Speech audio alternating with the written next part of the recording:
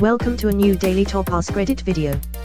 Today's topic: which celebrity got cancelled and you genuinely felt bad for them? Brendan Fraser. He spoke the truth. He admitted media moguls molested him. He was blackballed for more than a decade.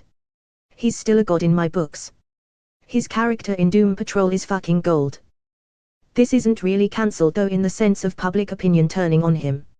It's the industry blacklisting him to protect a few elites from their bad behavior. He is still embraced by the public, especially now that all that bad stuff has come to light.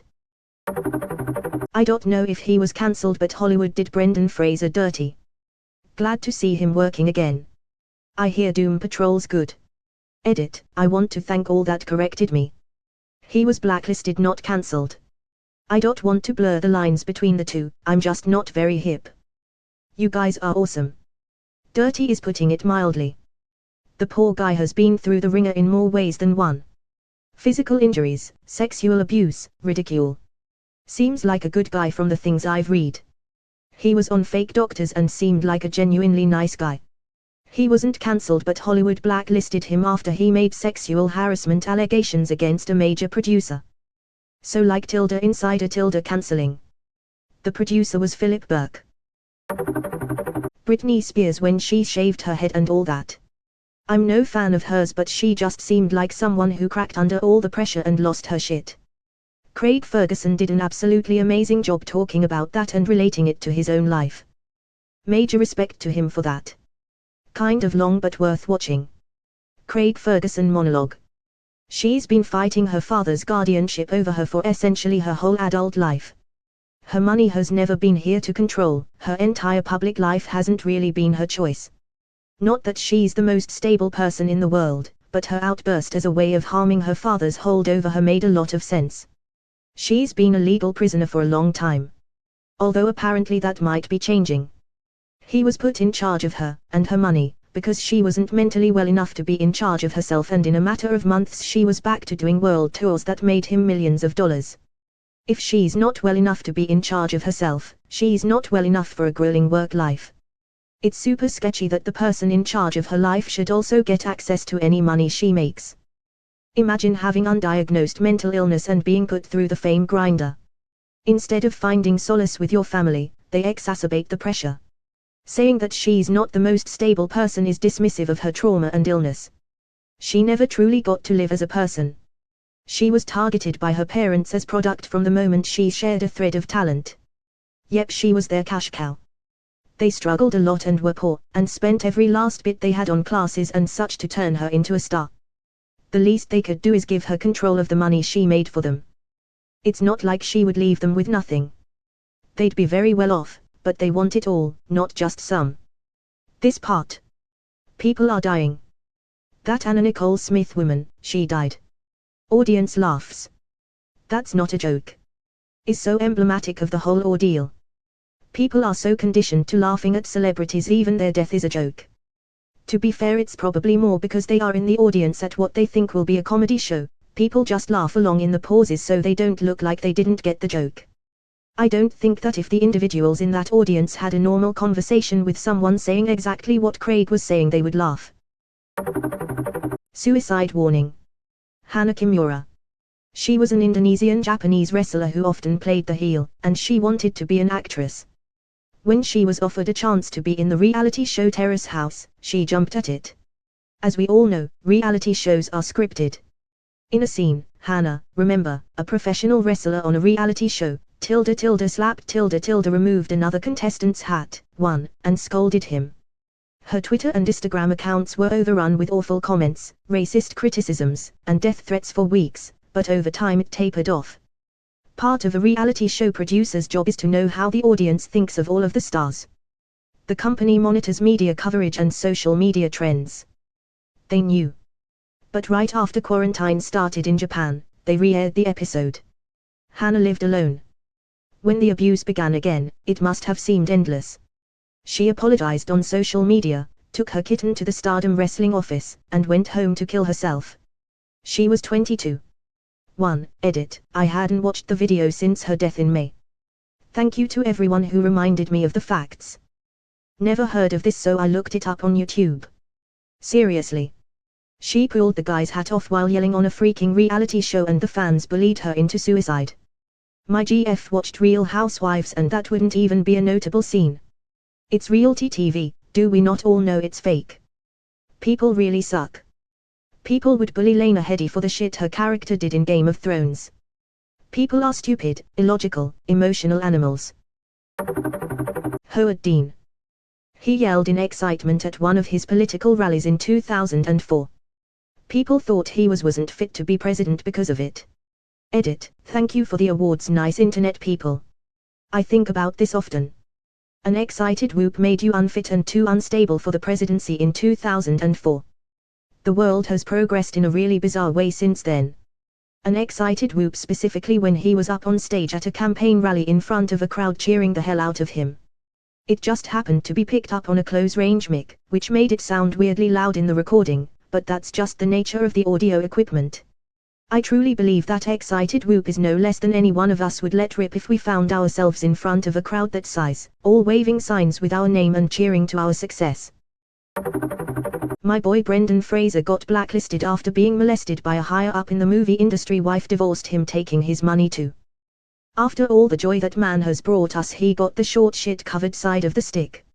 Edit, to all those who wish to know who did that to him, it was a man named Philip Burke, an ex-president of the Hollywood Foreign Press Associations. R//save breeder. Janet Jackson after Applegate was a travesty in how she was treated like a pariah afterwards. I know, timing with Timberlake's apology and all.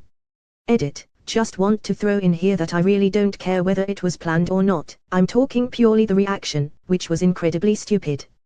Edit 2, Wikipedia has it summed up nicely here, https://wikipedia.org/wiki. Timberlake got away from that completely clean too. Let's be honest, it was intentional and he was in on it, but everybody just hated on Janet. Even the comment below is talking about her showing her titty to children, not how both of them planned it. And let's be real, it was a titty, nothing to get in a huff about.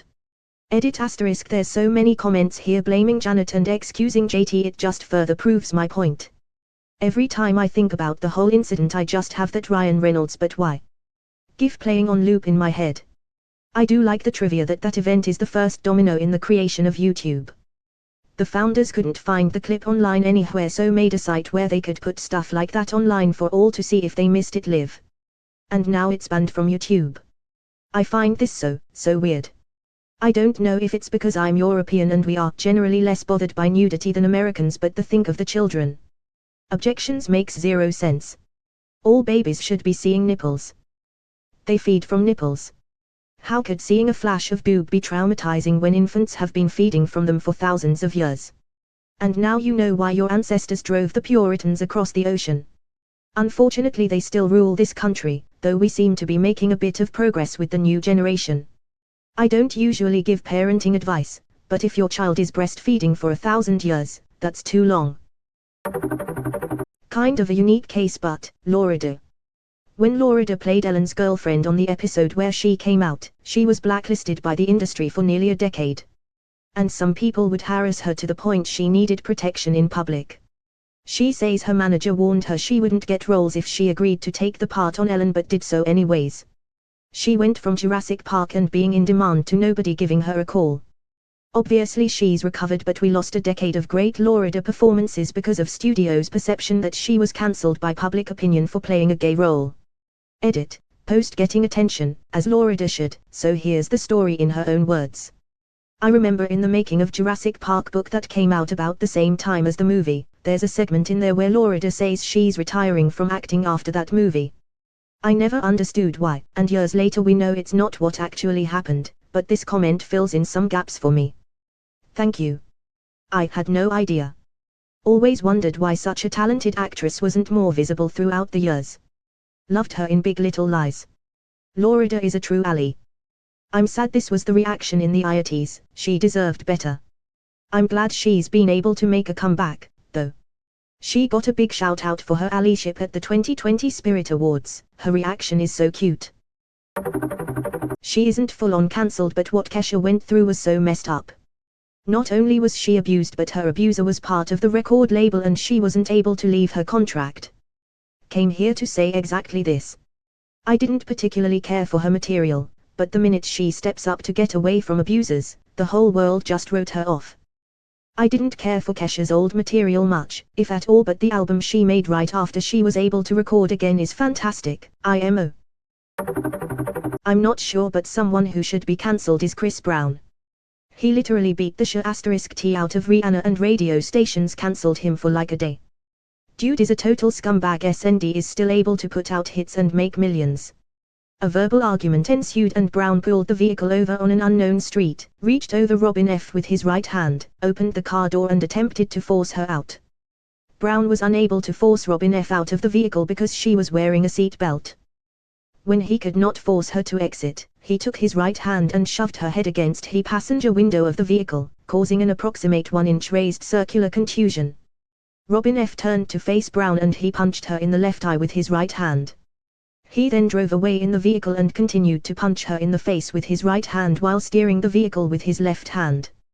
The assault caused Robin F.'s mouth to fill with blood and blood to splatter all over her clothing and the interior of the vehicle. Brown looked at Robin F. and stated, "I'm going to beat the shit out of you when we get home. You wait and see." The detective said Robin F.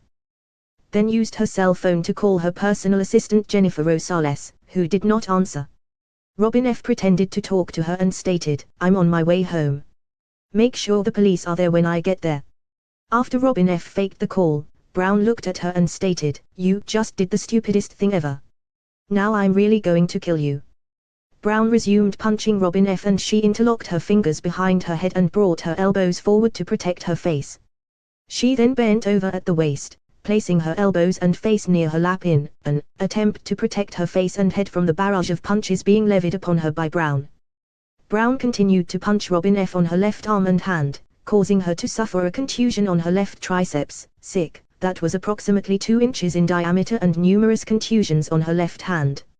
Robin F. then attempted to send a text message to her other personal assistant, Melissa Ford. Brown snatched the cellular telephone out of her hand and threw it out of the window onto an unknown street. Brown continued driving and Robin F. observed his cellular telephone sitting in his lap. She picked up the cellular telephone with her left hand and before she could make a call he placed her in a headlock with his right hand and continued to drive the vehicle with his left hand. Brown pulled Robin F. close to him and bit her on her left ear. She was able to feel the vehicle swerving from right to left as Brown sped away. He stopped the vehicle in front of 333 North June Street and Robin F. turned off the car, removed the key from the ignition and sat on it. Brown did not know what she did with the key and began punching her in the face and arms. He then placed her in a headlock, positioning the front of her throat between his bicep and forearm. Brown began applying pressure to Robin F.'s left and right carotid arteries, causing her to be unable to breathe and she began to lose consciousness. She reached up with her left hand and began attempting to gouge his eyes in an attempt to free herself. Brown bit her left ring and middle fingers and then released her. While Brown continued to punch her, she turned around and placed her back against the passenger door. She brought her knees to her chest, placed her feet against Brown's body and began pushing him away. Brown continued to punch her on the legs and feet, causing several contusions. Robin F. began screaming for help and Brown exited the vehicle and walked away. A resident in the neighborhood heard Robin F.'s plea for help and called 911, causing a police response. An investigation was conducted and Robin F. was issued a domestic violence emergency protective order. Thank you for reminding all of us what a piece of shit he is. This needs to be remembered and talked about. I ran a top 40 radio station in a small town in California for a few years. My first day on the job, I removed every song that Chris Brown played any part in from our station and never added a new one that came through. Never heard a single complaint about it or even had anyone notice.